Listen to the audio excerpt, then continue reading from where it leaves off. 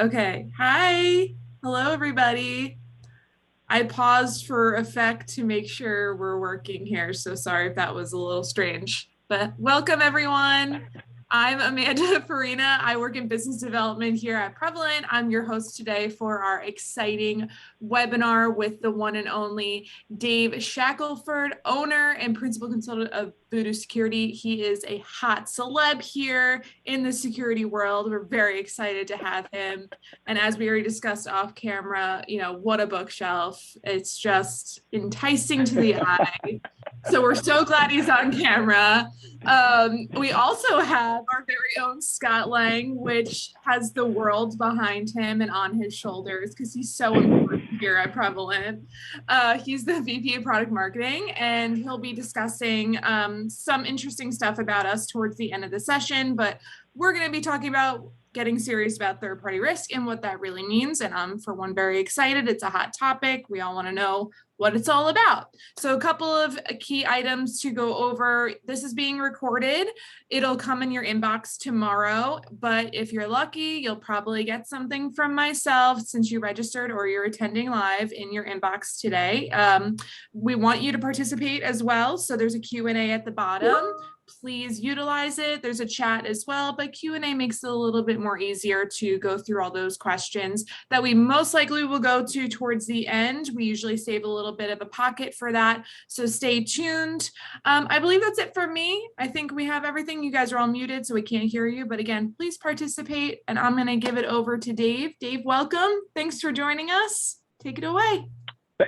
Thanks so much for having me, and hey, thanks everyone for joining today. This is a big topic. I probably don't need to tell you all that, and this is actually one of those topics where when I was putting together the content for this webcast, I actually had a conundrum, right? So you're thinking to yourself, Dave, a conundrum? What could possibly have gone wrong? Nothing went wrong.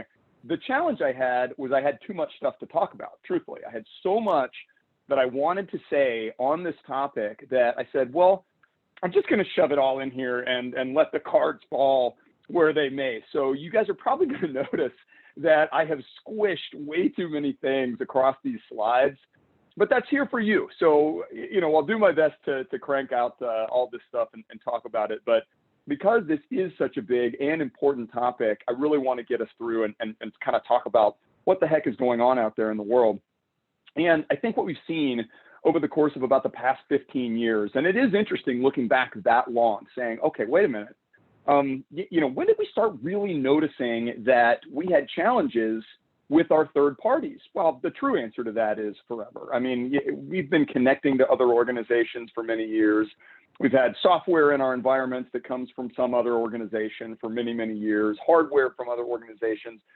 We've had consultants and contractors. I mean, the list just goes on and on and on.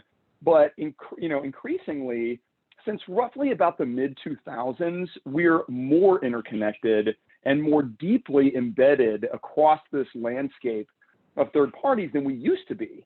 And so naturally, what that's led to is this significant growth in things going terribly, horribly wrong.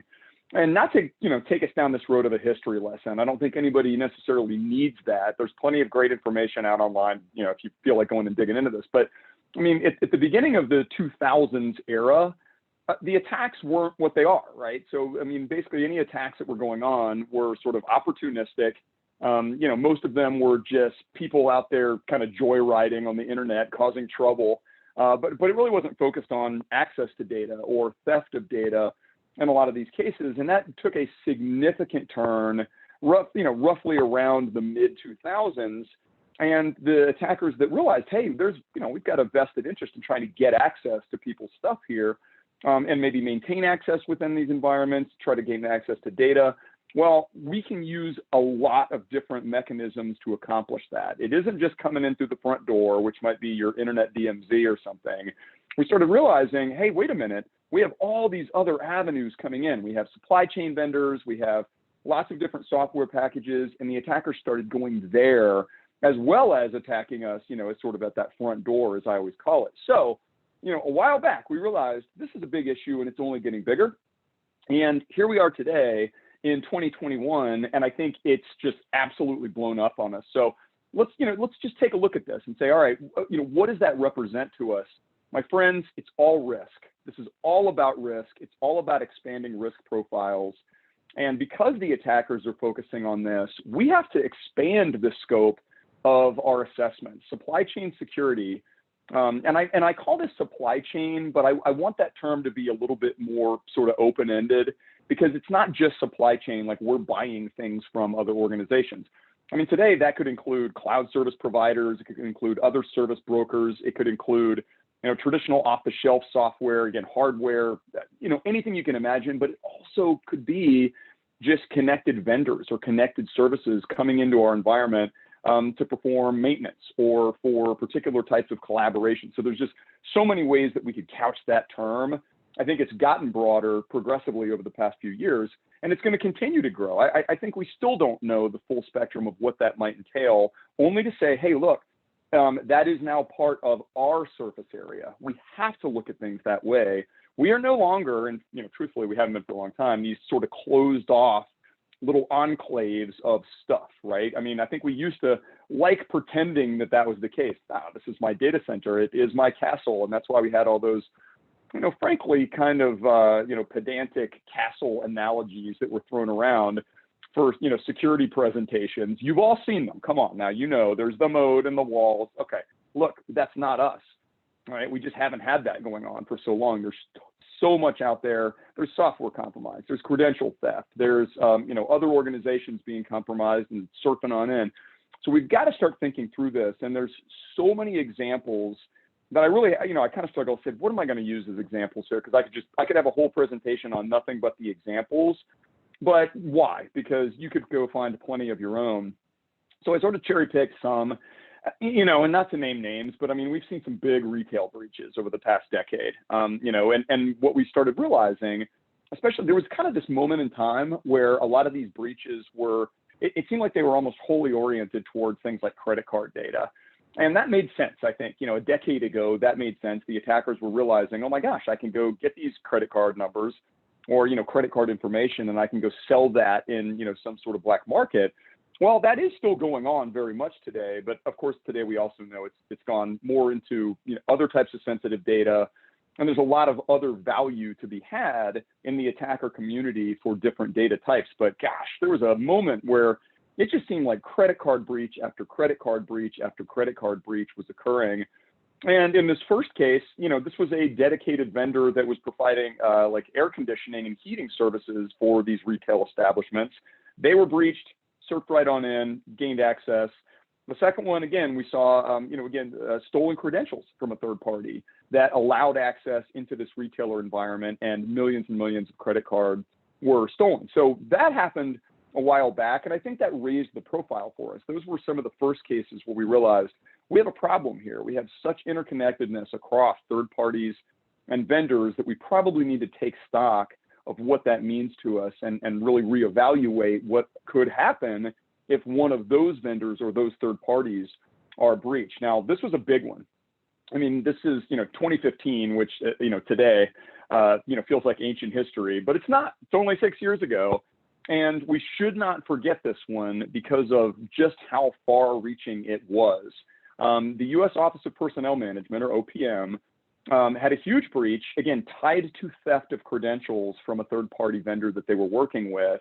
And the reason this one was such a big deal, I mean, obviously, theft of credentials just doesn't seem that exciting. I mean, yeah, okay, somebody got credentials, but the fact that those credentials provided administrative level access and control over parts of the environment in OPM that ultimately led to this data breach, that was sort of alarming given that OPM is so tied to law enforcement and military types of organizations that, I think it raised that profile. But it also had some ties to nation state activity.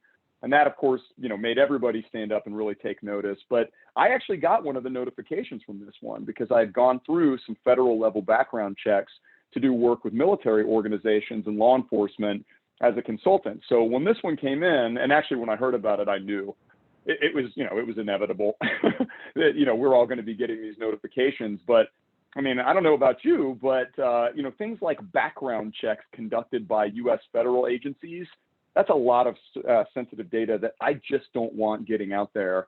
And this happened. So it just, this one was a high point, I think, for us realizing we got to start clamping down on this. I always include the RSA breach from 2011, even though, there will be a point where I'm probably still talking about this and it's 20 years old. But I don't think we should ever forget this one because of what it represented. It represents an element of our supply chains that we really relied upon as a security mechanism. Many organizations still use RSA tokens. And if you compromise those seed files that allow for that, token code to change, everything can go downhill from there. And in fact, interesting sort of side point on this, for those of you that might have been paying attention, there's actually some very interesting dialogue right now here in 2021 about this breach, where people that were at RSA at the time are able to go on the record and talk about it because they had a 10-year sort of lockup period where they weren't allowed to speak about anything that occurred there. And now that has passed. And so actually, I can't remember which month it was, but it was Wired magazine just maybe a month or two ago this year here in 2021, where I had a whole big interview with the folks that went through this, and they give some really insightful details about this breach and how they were trying to track the attackers internally, and they knew it was going on, and it was this really fascinating kind of race against time. I digress. Great story, horrible breach, but again, don't forget about this one because it showed us something we were not really thinking about. Oh, everyone's carrying around these tokens, but if that token vendor is compromised, so many other cascading series of failures could then ensue. And in fact, some did. So another really interesting one that, again, I think kind of lends itself into what we're talking about these days. And what we're talking about these days is SolarWinds. So much has been said about SolarWinds that I really don't want to spend a lot of time, sort of just beating this dead horse as we have. I mean, everyone's talked about SolarWinds exhaustively since this came to light. And that's been, over half a year now. And so I think most of you, I'm sure probably all of you, are well aware of exactly what went on here. But to me, SolarWinds was actually the tip of the iceberg here. I really feel that way because what it showed us was, number one, just how pervasive some types of software really are across so many different industry segments. I mean, SolarWinds isn't limited to government agencies or financial sector organizations or healthcare organizations. Everyone's out there using SolarWinds software. Number two, the compromise was at such a deep level within their infrastructure that the software that was compromised was able to just ride on out for people to install, and no one was the wiser. And so this is one of those cases where you look at the software packages, and let's just say you do have some validation mechanisms. Hey, I've downloaded this from our vendor, in this case SolarWinds. Let me check the hash values on this and make sure that it's okay. They would have matched because the hash values for said software were performed or created after the compromise had occurred so early in that development cycle. So this is a great example where we stand up and go, okay, this is bad. We have to do something about these, third-party providers and vendors just having this much access to our environments arbitrarily through installation of whatever it is. What are they doing to secure us? What are they doing to make sure this doesn't happen again? And it really kind of heightens the scrutiny across the industry. I will not be the one to say I think SolarWinds was a good thing. It's not. It's terrible, but I think anybody that hasn't been living under a rock now realizes just how impacted they can be from things like this occurring. And so we can double down on the scrutiny of our trusted providers and our priority vendors. And that is where I would like to take us right now. So let's take a look at risk management. Let's think a little bit about risk management in light of this. And what I always say, and many organizations are sort of, somewhere along this continuum, you do need to have a third-party assessment practice or program of some type. Some organizations tend to treat this a little bit ad hoc. They say, well, okay, our vendor management, our procurement teams, all over it, right? They're good. They know what's going on. They're checking in. They've got a risk questionnaire. We're solid. Okay, that's fine. Some organizations I've worked with have very little of that. and they just don't have the operational capacity or even dedicated teams internally to be able to focus on some of this stuff. So, again, it's all over the map as far as this goes. Number two, I'd say some periodic review needs to take place across these high value relationships. And even in large organizations, you can sort of narrow down a subset of your third-party relationships and services and so forth to the ones that would be most impactful. I think the definition of what comprises impactful is changing, and I'll get to that here in just a few minutes. But I think you have to look at that and say, okay, I can't treat all my third parties equally. There's just no way, especially if you're a huge organization that's global. You've got thousands of third-party relationships. You can't just tackle all of those the exact same way. You have to differentiate a bit, and that's important. So again, hold that thought, I'll come back to it. But you need to have some standards that you're measuring against, some types of controls, and then ideally some form of attestation coming from the third parties that at least gives something to you that says, hey, here's our approach, whether that's ISO, whether that's SSA 18, SOC reports, anything that you can get, I think is good. But even today, to this point, this is one of the things that's cropped up even in the last year to 2 years. We've started realizing in the security industry that there really isn't one definitive standard that we should all be adhering to. In other words, if I say, hey, what are you getting from all of your vendors? What are you getting from all of your third parties that provides you that sort of comfort level, that provides you with those attestations of controls and efficacy of controls and what they're doing, et cetera, et cetera, et cetera. You might get 20 different answers, and out of the 20, everyone feels that they're either good or not good, but no one agrees on which one, if any, should be that standard. And so I think that's a big issue for us. I think there's still a lot of work to be done in the industry, and frankly, it's not an easy answer too. Because that starts to bring in things like government regulation and requirements, and certainly in a global type of environment, that's tough. But somebody also has to perform these risk reviews. There's got to be someone that looks at the security requirements that you have versus what these providers are coming back with and saying, all right, is it good enough? Yes, no. If the answer is no, what's the business, sort of approach here? Do we say, yep, can't do business with you? Or do you, have somebody that signs off and says, well, we're willing to take that risk? There's a whole lot of things that can shake out of that. But truthfully, that's just risk management 101. And it's no different at that stage than it would be for just about any other type of business risk that you would consider. So a lot to look at, but it's got to start with the definition of important vendors and the contacts at those vendors. And so going back to what I said just a moment ago, I think we have to start with the emphasis on criticality and the priority. In other words, if we don't have this vendor's product, what does that do for us, right? So I always give the example here of someone like Microsoft. It is very rare to find any organization out there today, certainly not any enterprise, that doesn't have Microsoft on the critical vendor list for whatever reason that might be. So let's say you're using Microsoft Azure for cloud services. You're using Microsoft software for email and other collaboration services. Microsoft is kind of everywhere. But truthfully, there's a number of vendors, a number of suppliers just like Microsoft that would also fall into that category. But this will differ, of course, depending on what type of business you're in or what type of organization you are.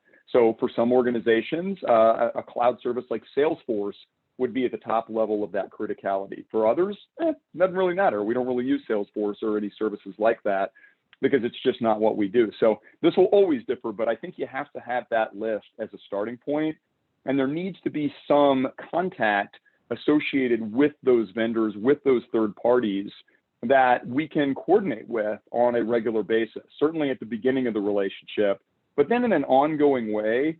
One of the worst things that tends to happen when you start these types of relationships, and I've seen this time and time and time again in a number of different organizations that I've worked with, is, it's great at the beginning. We go through all this diligence, we get paperwork, contracts are signed, legal's involved, all that stuff goes on. But then 18 months later, nobody's revisiting any of that and saying, are they really doing what they said they were going to do? Do we have the right contacts and making sure that they're up to date? And the worst thing to happen, let's say that you are a SolarWinds customer and you realize, oh my gosh, we have no idea who to get in contact with. we just heard about this on the news. And that, in fact, did happen to a lot of organizations when the SolarWinds breach occurred. Many had no idea who to contact or what to do about it. And I'm quite sure that SolarWinds was getting just absolutely sort of crushed by the volume of calls and people trying to talk to them about this. But I think at least starting with that in mind, pretty important. You got to have some, sort of protocol for communications and repeat visitation of those security requirements that you're putting into place. And that's exactly what you should be looking to build at the beginning. So some of this will be driven by compliance. In other words, to do business with this type of data, if it's, the credit card data that we talked about a minute ago, or if it's certainly healthcare information, personal data that falls under privacy regulations, insert, sensitive data type here. We've all got some that we're dealing with these days. But if there's a compliance factor here, it will help shape what your requirements are. And then that naturally transcends to any third parties that you're working with. So if I've got to have this data maintained in a protected format, it's got to have encryption, or I've got to have certain types of access controls in place for access to this data, well, naturally, you're going to take that to third parties that might be somehow affiliated with you in that regard and say, can you meet this control? Because if not, in those cases, a lot of times you just can't do business with them. I can't violate HIPAA just because you don't feel like having good key management practices or something. So you've got at least that impetus coming in. But I think it's also important to push for the right to test and audit some types of security controls within these critical vendors. Now, big companies like Google and Microsoft and some of the others, they're not going to let you more than likely come hang out on premises with them and bring your clipboard. There's no real clipboard these days, but imagine, right, to check things off and say, looking good today, Microsoft. No, they're not. They're going to say, well, look, we're huge organization in our own right. Here's our information. You can probably take that or leave it. And I think that's one unfortunate side effect of these large, powerful software companies and others sort of dictating the terms of those relationships in their own right. It's tough, but you can also subscribe to third-party risk assessment, types of organizations and services that evaluate these companies and these products and these services in an ongoing way, maybe much more frequently than you can as a customer or as a partner, and give you a heads up if things are looking like they're changing there. So we've got a lot of reports coming in of X occurring at this vendor, or we're seeing a lot of phishing coming from this vendor. Who knows what the case might be, but you've got to have some way to maybe reassess on a regular basis exactly what those vendors and third parties are doing in their security programs. And if there are changes, I think it's incumbent upon them to let us know. But sometimes that just doesn't happen. And so again, you might need to look elsewhere at external third parties that can help. So again, more on that later, but anything you can do to just track this and keep up with it is only going to help. You've got to have inventory management. Now, there's a lot to say about inventory management. And truthfully, I could have an entire webcast on just this topic because it's just such a big one. And this actually takes me back many, many years ago. So I teach for the SANS Institute as well. I've been affiliated with them for a long time. And I remember years and years and years ago, and I've been doing this for a long time, when they came up and Alan Paller, who's the head of research at SANS and really kind of drives everything, came to all of the SANS instructors and said, we've got to try to help simplify some of these controls frameworks for the community out here because they're just getting crushed under the weight of these onerous regulations and things that nobody's doing all this. They can't keep up with it. So lo and behold, something known as the SANS Top 20 was born. And this was back in, 2006, 7, don't hold me to this. Because we tried to simplify it and narrow it down to that top 20. And now, of course, many of you are, I'm sure, aware that this is maintained by the Center for Internet Security. And in fact, the 20 just went down to 18 very, very recently. So that program is still alive and kicking.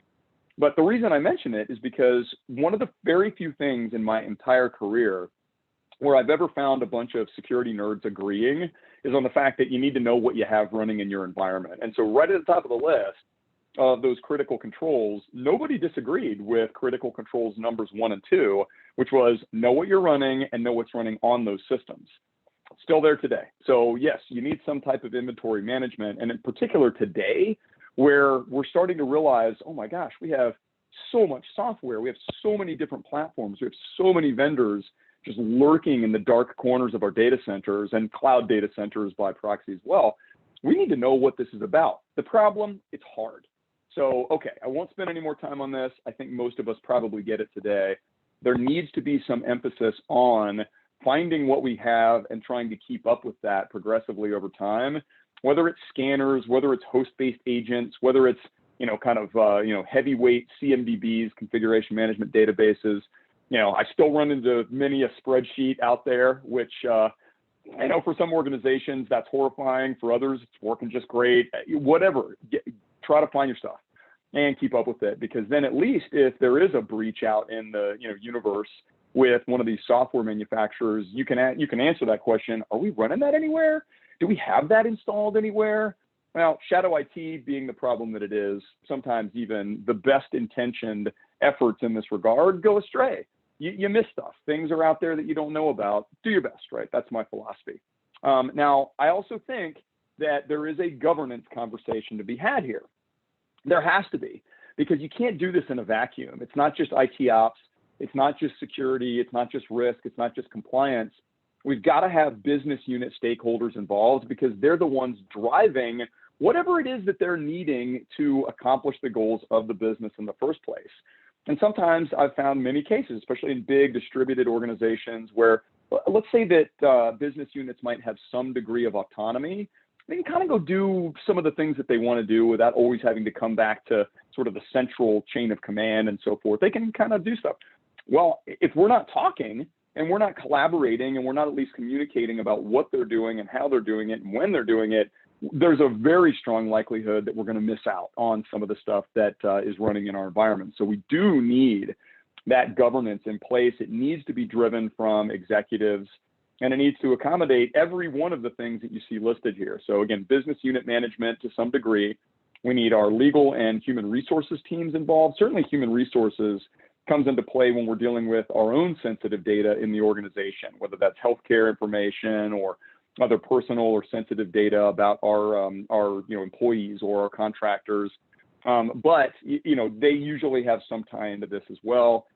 Procurement teams and vendor management teams definitely need to be a part of this. And then naturally the entire spectrum of IT also kind of mixes into this as well. But some effort to not necessarily unify everybody's thinking here, but to at least bring us together and be able to converse about what the risks are, where the risks are, and sort of where we're headed in a supply chain or third-party security program. Those are all important points. We need to review our access controls. And I always actually tell clients of mine when I'm working with them, if you haven't done an access control review recently, why not? Why not put that on the docket? And believe it or not, sometimes, excuse me, this is a great opportunity for internal audit teams. And I work with a lot of internal audit teams. And in fact, I've had some cases where these internal audit teams said, what should we put on the plan for this next year? And one of the things I ask is, when's the last time you did an access control review across all of your, major elements in the environment? And that's remote access coming in through, VPNs or other collaboration tools. It's supply chain participants. How are they getting access into parts of the environment, that they might need to get access to? What happens if we have physical access even coming in from some third parties, people that are coming into our data centers or into our office environments to do something? All of that needs to be brought into the access control review model. And, truthfully, even things that, were like expiring. So you have platforms that, hit end of life. It's hardware. How do you scrub that stuff before you send it off somewhere else or, what have you? So there's a lot of facets to this, but if you don't have a good grasp on what access is available into the infrastructure and what that leads to. So, for instance, if someone has access into an extraordinarily closed part of the environment that is really, really restricted from everywhere else, that's good. But you look at something like SolarWinds, this is sort of that secondary or third sort of factor here to say, okay, somebody comes into the environment over here, where can they go? And in that chain of where they go, is there a possible universe out there where they're going somewhere that leads to SolarWinds? I don't know, that's something that we should be thinking about. So, and I'm, I don't mean to pick on SolarWinds. It's just, it's the story of the year or whatever, but, third-party software, third-party platforms, administrative access of any type. I think it's helpful to sort of walk back and say, okay, the third party that we're working with, they land here when they log in, but where does here really give them access to beyond that? And have we really thought through all those potential avenues where they could, perform lateral movement attacks and things? And more of this is better, right? So definitely something that's important. This is my classic people, process, and technology slide. I've got to have one in a presentation like this because, we talked a little bit about the people side. You got to have the right stakeholders involved because these are ubiquitous big programs that need to be, sort of tied into a lot of things. You're not going to do this in a silo. You're not going to do this in sort of a closed way. It needs to involve lots of different participants in just about every organization out there. But, technology alone doesn't get you there, right? So you can try to lock down this technology or put this type of gateway in place.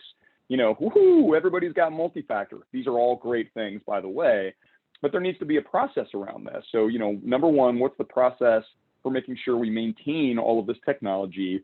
Number two, who are the stakeholders that are the owners of those technologies? So think about this one. I always, again, I'm going to come back to SolarWinds just because it's the gift that keeps on giving because of just how impactful it was. But think about all the organizations out there today. And hopefully none of you were in this bucket, but it wouldn't surprise me, where SolarWinds, shook out. We saw this thing going down, and some organizations probably said, who's the owner of SolarWinds here? Like, who's been tracking these guys? Who's in charge of, making sure that we know who to talk to over there and that we have been updating the software? What's the version that we're running? Because maybe we're not even vulnerable because we never updated to that package version that apparently was the bad one. And like, you could go down this whole list of questions, but it rolls back up to the people involved and the processes around not only procuring things like software and platforms and apps and so forth, but also maintaining that and keeping track of this over time. So huge number of elements that have to interrelate. And of course, in the middle of all that is data, because ultimately that's usually the goal of most of these attackers and these attacks, some way, shape, or form. So we know this today, that's no surprise, but it's a very, very complex series of interrelated elements that have to be involved when you start talking about third-party and supply chain security all the way around. So some best practices, right? I'm going to take a few minutes here and just, throw some best practices and some thoughts out there that I think have proven useful and valuable with many organizations I've worked with over time in the industry. Number one, it's people, right? Start with the people. Captain Obvious says you should probably do some background checks on people, certainly that have, access to sensitive parts of your environment or other sensitive assets and systems and services. But here's something that doesn't happen almost ever. There should be some re-up of those background checks. Now, this is going to blow your minds, but sometimes people go bad later. They may be awesome when you hire them, but things happen. I've got a litany of stories in this regard from my own background that I am not going to bore you with in the interest of time, but there needs to be some revisitation, at least for very critical or very sensitive roles. And the reason I mention this is not because I'm telling all of you to rush out and talk to your HR teams to find out what they're doing about background checks. It's a good thing to do, this. It's also to say, let's flip that around to the third parties you're working with. Do you know what they're doing here? Have they given you some affirmation of how they're hiring and how they're maintaining that? Anybody that has access to my environment or sensitive access to any of my data, I want to know that not only were they good when they got hired, I want to know that there's some check-in progressively over time to make sure that they haven't, mysteriously taken a sabbatical over to China, and when they came back, they were different. Yeah, I'm kidding, right? But look, you got to know what's going on with these scenarios, and maybe that comes down to employment agreements. If there's security requirements, or maybe even things like like clearances, depending on the type of industry that you're in, you need to make sure that those are well vetted and that they're signed off on. And the same thing goes for third parties. So let's say that you have you work in the defense industry, or you work in some industry that does require some sort of background checks and clearances. you can't do any business with third parties that aren't willing to ascertain that this is in place for all of their staff dealing with you. So you've got to go through this, sort of series of hoops just to make sure that the people involved in all this are doing what they're needing to do. I'm not going to read all this to you guys. It's actually sort of a bunch of stuff I just threw up here, and I'll sum it up. You're going to need a checklist of questions, right? You're going to need a questionnaire that includes everything, right? Because you're asking these third parties about their security programs. And I won't even say that everything on this obnoxious bullet list is that list, right? And there's probably a lot more that we could include here categorically, but I need to know that they're resilient. I need to know that they do background checks. I need to know that they protect data. I need to know that they have access controls and authentication and authorization and network security and keep going, right? You could keep going along that list. And how long that is and how in-depth it is subjective. It's going to depend on you, your industry, a lot of factors. But I would say, look, don't fall into the trap of seeing people do this where you're like, oh my gosh, there's no way we can give this 700 question thing to our vendors. Sure you can, especially your most critical vendors or third parties. They may push back on you and say, yeah, we're not going to answer all these questions, but why not try and get as much information as you possibly can? That's my take on it. Always start with that in mind. And then you can always ratchet it down progressively depending on the circumstances, but make sure you've at least got something here, and make sure that you should go through and say, okay, which of the controls are must-haves, which are nice-to-haves, what are the answers that we need to feel comfortable.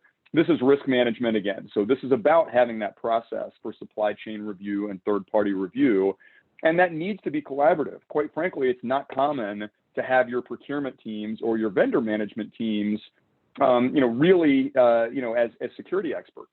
So they may be really, really good at tracking contracts and setting it all up and asking the questions and sort of pulling it all together. But if somebody comes back with some detailed list of cipher suites that they support for cryptography, they may have to hand that off to somebody that really understands that. So I do think that collaborative effort that ties things together in that regard is going to be helpful. Again, it's all about governance. Now, software reviews, oh boy, right? And I know that some of you, I'm sure, over the course of the past year, especially with this SolarWinds situation, started really, delving back into this and saying, what are we bringing in here, and how are we vetting this? And I think today that, we have to look back. I mean, I even listed some of the old school ones like, Heartbleed and Shell Shock and some of these where we just went, oh my gosh, there's all these open source components. Apparently, all vendors use a bunch of open source in their software. Okay. Well, what does that mean for us? Because we're the ones that suffer if things go badly. And so I think spending a bit of time on this and revisiting this and saying, do we need to, sort of run any software that can touch critical infrastructure or data in a closed environment for X period of time to validate that it's not trying to beacon out to Russia, or that it's not doing unusual things that we wouldn't have expected? Maybe we need to start thinking that way. The challenge takes a ton of time. So even if you get a gold image from a manufacturer, I think we should still be a little bit more suspicious than we have in the past, but at least start thinking this way and sort of heading down this road. And what you have to do is say, okay, not just the software, but also the, types of technology services we're using.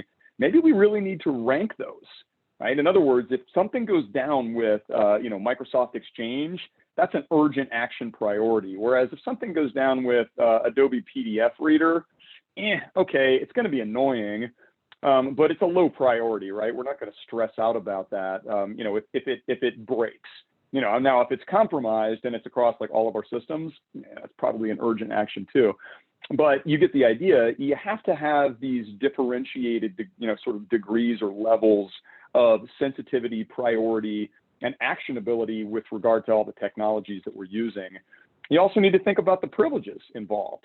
So, there's a whole discussion to be had around privileged access and the abuse of privileges. And, same thing goes for insider attacks. And not just insiders that are evil and bad, like, wahaha, Dave's disgruntled. It's Dave just has a lot of access to stuff, but wow, let me click on that link and now I'm an insider because somebody else is using my system and infrastructure to get to things. And so it's never a bad time in the context of a third-party assessment program to go back to the well and say, what are the privileged users in our environment. Who are those users? Do we know who they are? Do we have really good control over their access? Are we logging and monitoring around that? I mean, anybody that's a domain admin, of course, but there's so many others, DevOps engineers, application developers, any systems administrators, network engineers, the security team. We have access to a lot, and revisiting that privileged approach and so forth, not a bad idea. Now, network isolation, definitely something that we've been dealing with for years. I mean, today we're seeing a lot more interest in things like zero trust and microsegmentation and all that stuff. But even if it's just jump boxes or, proxy hosts, things like thin client approaches with, virtual desktops, we do need to try to drop users and certainly third-party users into environments that are segmented and zoned and controlled. And I know too many organizations out there today that have extraordinarily flat networks. Even now, 2021, you're thinking there's no way that organizations are still this flat. They are, and that's not me pointing fingers. Believe me, I do not throw stones in glass houses. I get it. It's tough. Network segmentation and isolation has always been a struggle, but this is something that deserves some reconsideration in light of this. So what do you do now, right? What do we do with third parties and business units? Start with a thorough review with the procurement team. Who are our critical vendors? How are we revisiting these over the course of, maybe 6, 12 months just to make sure things are still on track? How often are we doing these vendor reviews and these supply chain reviews, right? Let's talk about access. Let's talk about authentication reviews. It's, again, never a bad idea to come back to that. Who can log in? Where can they come from? What are the accounts? What are the privileges involved? And any vendor or third party or partner should definitely have a ratcheted up monitoring priority. That's just common sense, in my opinion, today. Now, this is a great set of recommendations from the folks over at the UK, the National Cybersecurity Center. They just, kind of consolidated a lot of the things that I've talked about. And so if you're looking for sort of like a quick cheat sheet, this is a pretty good one. And so you can go get this for free online. They've got it posted. But it's all about coming back and saying, hey, third parties in the supply chain, something that needs attention more than it ever has. And with that, I'm going to wrap us up. So, I know this was a lot. Like I said, I had too much information. I said, I'm putting it in here. We're rolling because it's such a critical topic. I really feel that there's never been a better time than now, especially with this SolarWinds breach right at the top of mind. I mean, most executives are aware of this. Most organizations are aware of this stuff. Let's use that sort of visibility in the industry to revisit all these elements and say, how are we doing here, right? If we had to grade ourselves, how would things look? Because I know a lot of organizations haven't been able to keep up with this as much as they would have liked to. And with that, I'm going to hand things over to Scott. Hey, thanks, Dave. Hope you can hear me this time. Had some challenge with the mute button there. Hi, everybody. Thank you for joining today's webinar. Dave, awesome talk as usual, discussing some very hard-hitting, very consequential, very comprehensive suggestions on how to address one of the biggest risks for organizations today from a cybersecurity perspective, and that's what gets introduced from a third party. If you don't mind, I'll take a few minutes to explain how prevalent makes this process a little bit easier, but by building off some of the things that Dave mentioned in his presentation. Next slide, please. Everything that Dave talked through in his presentation was all about the need to perform third-party risk assessments, or to gather information from your third parties, organize it in such a way, get a good, clear view of the security policies, access control, and more. But the challenge is, a lot of this is typically being done for a lot of companies in the use of spreadsheets, or flipping spreadsheets back and forth via email, and not really being able to maintain some reasonable chain of custody of that information between organizations, or leverage those spreadsheets to then perform some deep analysis, identify risks, do some reporting for all the different stakeholders you have to meet. So, super big challenge in, starting a TPRM program. Decision number one, get the heck off spreadsheets.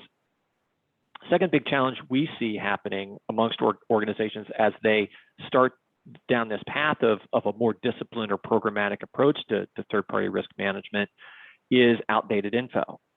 So, when you send out some sort of an assessment, perhaps on an annual basis, or when there is an external event that triggers an analysis or another assessment, a lot of things could happen in between those things. If you're only assessing a vendor every year, or only maybe sending out assessments when particular events happen, the day after, something can happen. Dave said a few minutes ago that, hey, employees are great when you interview them, but the next day they might be, not so great.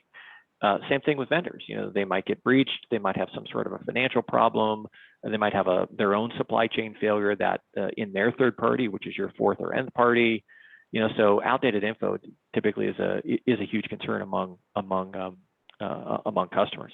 And then finally, everybody's got a hand in third party risk, whether you know it or not. Typically the IT or the InfoSec team, leads a third party risk management function, but procurement is involved from a sourcing perspective and a contract management perspective and performance and SLA management. You got risk management that's trying to pull it all together.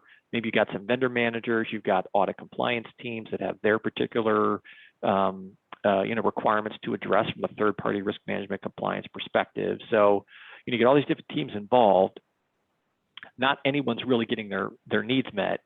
You get all this outdated info that you're having trouble kind of getting your arms around, and it's done via manual process. So from my perspective, that's probably some of the biggest challenges as we move to the next slide that really get into the way of effectively performing third-party risk. And our foundation, what we seek to deliver with the prevalent solution, is incrementally to overcome each of those objectives or objections rather this way. Number one is our solution is typically quite data-driven and contextual. We incorporate data feeds and intelligence from real-time sources, from business and cyber sources and financial sources to augment the collection that's being done in the platform of standardized assessments. So it is a continuous process, not a one and done kind of static process. Second, from a unification perspective, we are, amongst a small handful of providers in the space that bring together both the one-off assessment and the continuous monitoring element, and then give you some already pre-built intelligence to help you prioritize the risks that come in from those vendor answers, and then give you some prescriptive guidance on remediations or recommendations to reduce that residual risk over time. And then finally, most importantly, is the prescriptive nature of what we offer. Our entire approach is to be incredibly programmatic. Step one, step two, step three, and so on, so that you don't leave any gaps in the process, and you have the opportunity to kind of, reduce the amount of time it takes to assess vendors, to get results in, to produce reporting, without all the kind of the burdensome overhead that comes with manual methods. Next slide, please. Our approach, our prescriptive approach anyway, extends throughout the entire vendor risk lifecycle. So, another challenge that we didn't mention on the slide 2 slides ago was that a lot of companies face when they're kind of starting a program is they really only look at third-party risk when they're like onboarding a vendor, and then maybe on an annual basis when it comes to contract renewals, whatever. They send out the assessment as necessary, and that's important to do. But these things tend to kind of sit on the shelf, if you will, a virtual shelf, in between these kind of business impacting events. Our perspective is to start at the very beginning. There's a step 0 where third-party risk should start, and then there's a step 6, 7 that should be considered as well. It all starts with getting intelligence into vendors as you're sourcing and selecting them. You can do this through any mechanism like a vendor exchange, if you will, or an exchange network that has libraries of completed risk assessments that are all standardized based on standardized questionnaires. They can help you kind of very quickly visualize where some of the risks might be in access control and data privacy and in some of these areas. So your procurement team can make much smarter decisions on who they want to continue to do business with. Second, intake and onboarding is an important piece of it as well, because as you onboard a vendor, you're going to need to execute, once again, that programmatic process, incorporate the information that you gather from that vendor with a comprehensive profile to give you some good visibility into who that vendor is, what geographic considerations, are there concentration risk issues, all that stuff kind of gets, bubbled up a little bit during that phase. Phase 3, the magic starts to happen here, where we start to score inherent risks. So that informs profiling, tiering, and categorization of vendors, which leads into step 4, which is your full assessment process. I think we've got something like 75 different questionnaire templates built into our platform now. Got some standardized ones like the SIG or the HISAC, questionnaires based on ISO, NIST, and others that can help you kind of meet the specific needs for assessment based on what you have to report on, and then all with kind of built-in remediation guidance. And then you get into the continuous element here, where you're always monitoring for changes, cyber, business updates, financial implications, whatever, all kind of throughout that relationship. And it can use those results to then validate what you learn from executing that assessment there in step 4. Then we talk about measuring SLAs and performance. Not every risk presented to your organization is a security risk, although security risks are going to obviously take the majority of your time and attention. But whether or not they're meeting their service level agreements per the contract is an issue to be resolved. What's their vendor performance and delivery, for example, of goods and services if they're inputs to yours. And then finally, something I think that a lot of companies overlook is the risk at the offboarding and contract termination phase. Once your relationship comes to an end, how do you securely offboard that vendor or terminate the relationship in such a way that your risk exposure is reduced over time?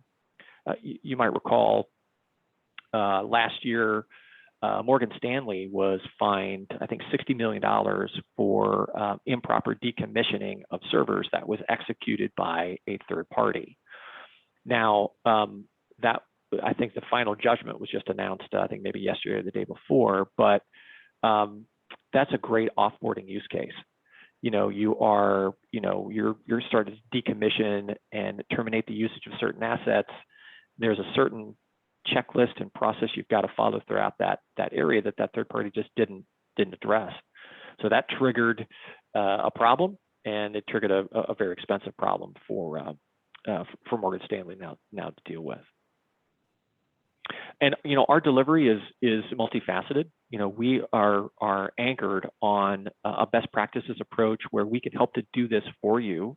Everything from onboarding your vendors to offboarding them and everything in between through managed services, best practices services underneath, and then customer success throughout the life cycle.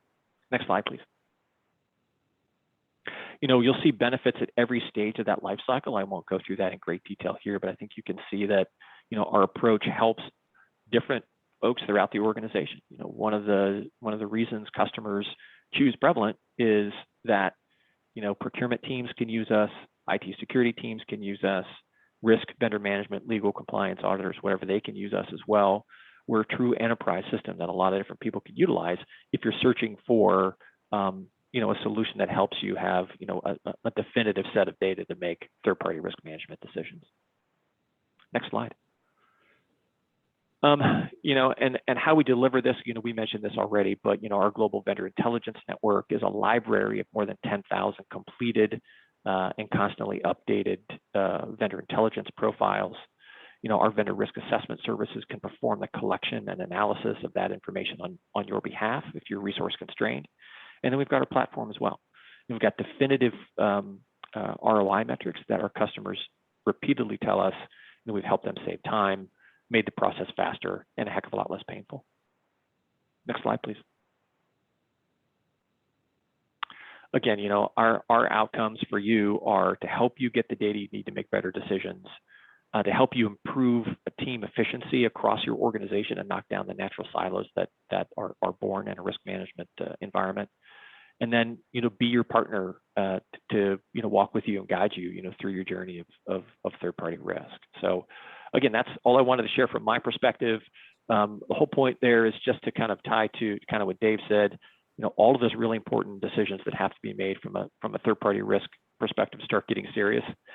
Also consider, how you want to implement this and, what steps to take to kind of get started. So thanks for your time. I appreciate it. Amanda, I think we're going to pop it back to you.